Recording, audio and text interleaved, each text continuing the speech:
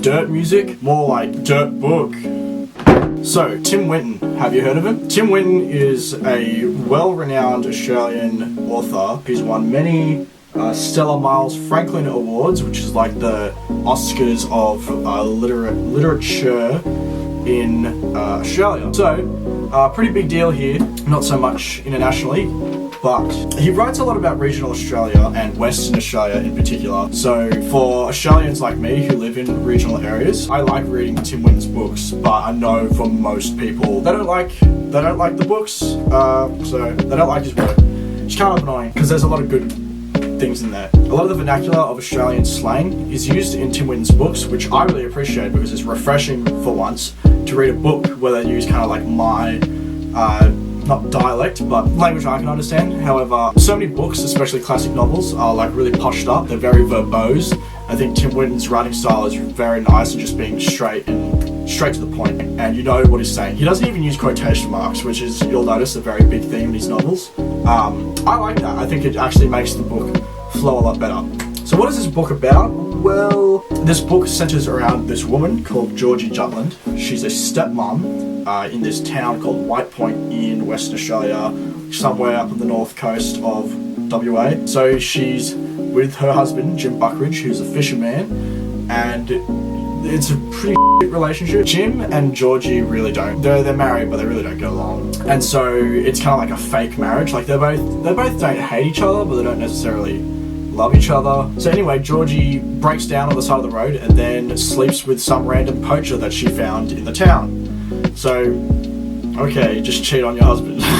And then her husband, Jim Buckridge, isn't really that great a bloke either. He's kind of this asshole fisherman who kind of runs the town, and he's always ran the town because his family, he's like the big king there, and he, you know, tells people about it. And then you've got the poacher, whose name's Luther Fox, and so it kind of focuses around for a lot of the novel that kind of that triangle, that love triangle. So Georgie and Fox, they kind of meet up, have a bit of like a thing, and then they separate, and so the rest of the novel is them trying to come back together. Essentially, Fox goes out into the Western Australian wilderness, and Georgie goes to find him later on. It's interesting. I think I haven't read Men Are From Mars and Women Are From Venus, but or the other way around. But I noticed that one thing that's kind of brought up as a theme is that whenever men deal with grief, they like to kind of isolate themselves, and when women deal with grief, they talk about it a lot. And so I think it's interesting that both Fox kind of goes out into the wilderness, whereas whenever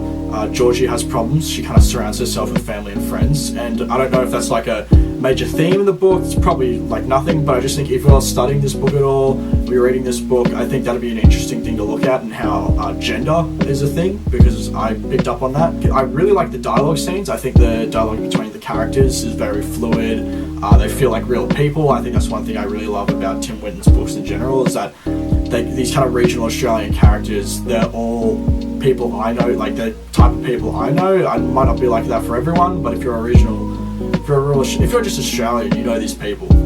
There's no character to necessarily root for. There's no good character. There's no evil character. Georgie and Fox do tend to be the more kind of charismatic characters, even though they have their flaws. Yeah, my main gripes with the book, and I think a lot of people agree, is kind of like the prose, which is like probably why you're reading it. But when he talks about like the environment and shit, it's just like, it's just so boring. Like I can't really pay attention. Like my attention span's not really that good, and so whenever he's talking about like the surrounding landscape, it's kind of like I get the picture within the first two sentences. You don't need to go on for like the rest of the chapter about how the ground is red. But yeah, I do really like Tim Winton. I think this is kind of another great book of his. I understand why it won the award. It's just that there's a lot of the ending felt very prolonged. I feel like that's another big criticism. The end where Georgie tries to find Fox, that's like took forever to get to, and once the ending happened, it was pretty anticlimactic. You don't really get to find out what happens later on. Would I recommend reading this book? It's a pretty quick read. Like you look at it and it looks quite dense, but it's really like the chapters are really short, and so it ends up being a lot faster of a read than you'd think it is. I picked this up for $2 when I was in Orange, which was like, yeah, it's cheap, so I don't really feel ripped off at all. Yeah, and again, like, as a regional Australian myself, I kind of empathise with the book a lot. It's interesting how a lot of these characters have a tragic backstory, especially Fox. I think he like loses his family or something. I don't really know how. I think it was a car rolled over, but it doesn't really go into detail.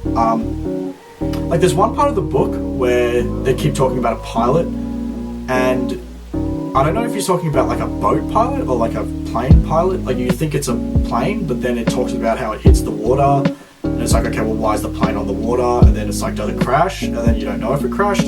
I'm a bit confused about the ending. I think it was really weird. He also uses magical surrealism a lot, and I know that's a feature that's in his other books. And the thing about magical surrealism is that it makes you feel like you don't know what the fuck you're reading at the time, because you're like, why is this shit happening? Like, what's going on? There's like a hallucination scene, so you kind of do need to be switched on for those scenes. So if you're studying it, I'd definitely like underline some of those quotes. But yeah, that's pretty much my thoughts on the book.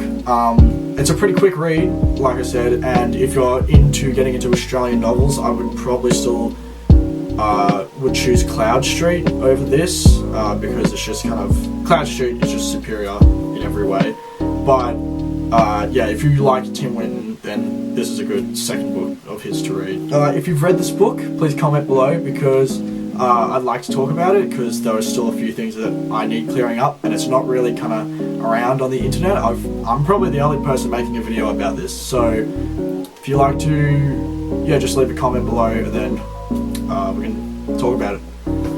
Awesome! Subscribe! 5 subscriber special coming soon. Just kidding.